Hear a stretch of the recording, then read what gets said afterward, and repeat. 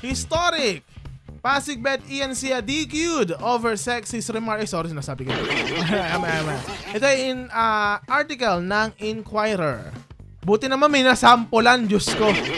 Kaso medyo mababa eh. Parang pakitang tao lang ata itong comment lang. Sana may ano pa, diba? Kasi maraming nagkamali ngayong araw. Puro pagkakamali, Diyos ko.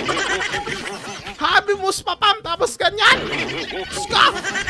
The Commission on Elections or COMELEC has disqualified Ian Sia, a candidate for Pasig City's lone congressional seat, over his sexist joke about single mothers and the physical appearance of a former female staff member during campaign sorties last month. In a 10-page resolution dated May 7, the 3 members of the COMELEC 2nd Division voted unanimously to disqualify Sia from running and said that should he win, his proclamation would be suspended. DQ'd na po sa election, pero kung manalo man ito si Sia sa election, masususpend muna yung proklamasyon niya. Dahil ipoproseso pa naman yung disqualification case. This is a first time a candidate has been disqualified for violating the poll body's anti-discriminatory and fair campaigning guidelines. First time na may na-disqualify! Diyos ko naman! Ang tagal-tagal na ng COMELEC! Buti naman, may ganyan! Ito sabi ni COMELEC Chair George Garcia on Thursday, "This is historic, I should say." Wow! May ano na siya, may pan-CV na siya.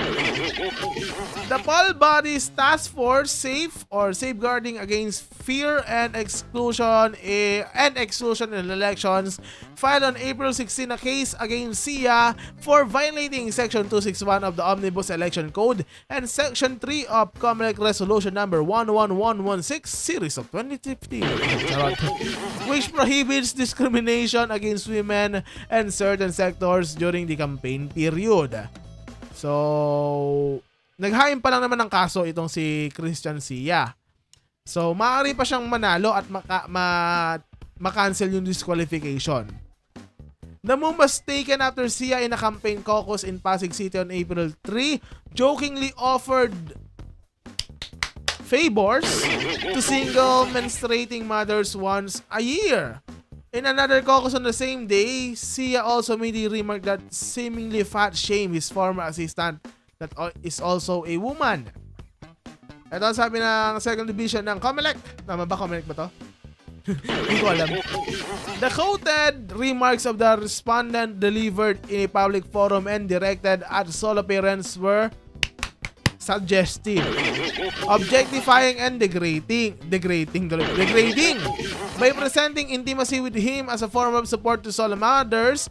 Even in jest, he reduced a vulnerable sector of women to objects of gratification, trivializing their struggles and reinforcing harmful stereotypes. So, saktong-sakto na magma-Mother's Day sa isang regalo ito sa mga mothers, di ba? Na isang masyadong tatanga-tangang kandidato na ganyan. His remark about the weight of his former staffer, on the other hand, constitutes clear body shaming and subjected her to unnecessary and unwanted scrutiny. Sa Sia's comments were sexist, demeaning, and objectifying and served no political purpose. So parang walang kwenta yung mga pinagsasabi niya sa caucus. In his defense, Sia invoked his right to free speech and said the language and tone in his remarks were everyday banter. Wow! Pang-araw-araw na joke yan, di ba? In his defense, Sia invoked his right to free speech and sinabi ko na, sorry. Expected of ordinary people. He added that he had no intention of discriminating against or offending anybody. The division, however, disagreed, saying his remarks were not only unlawful, but offensive to the principles that guide fair and respectful opinions. Sabi ng COMELEC, his statements fall far below the standards required of those who wish to serve the public. Public officials demands better, and the people deserve no less. Tama, dapat mataas yung ating standard sa mga politiko. Hindi yung nabutot silang, ay! At the same time, the Comelec Committee on Contrabigay cleared senatorial candidate Camille Villar. Ay, ba't naman kinlear to, di ba? Sabi sa inyo, yung maliliit na pain pwedeng kuhanin, tapos yung malalaki, labas-labas na lang, Diyos ko.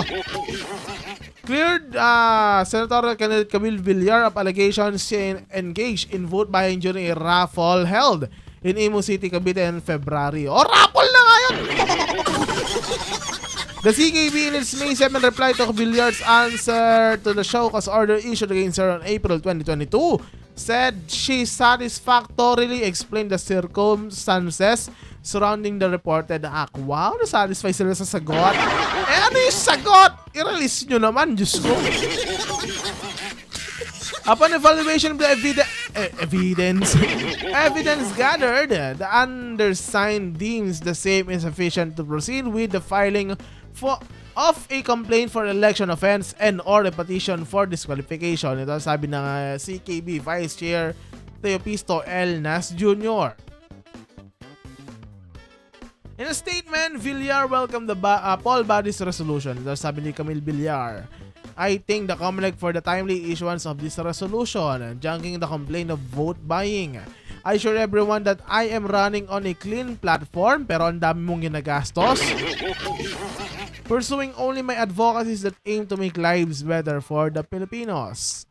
Villar defended herself from the accusation of anonymous complainant about her attendance at a raffle event in Cavite, saying the activity happened on February 9 ahead of the start of the campaign period for the national elections. The CKB also took into consideration the several affidavits presented by Villar to come to dispute the vote buying allegations. So yon, isang good news, isang bad news. Medyo pangit yung bad news.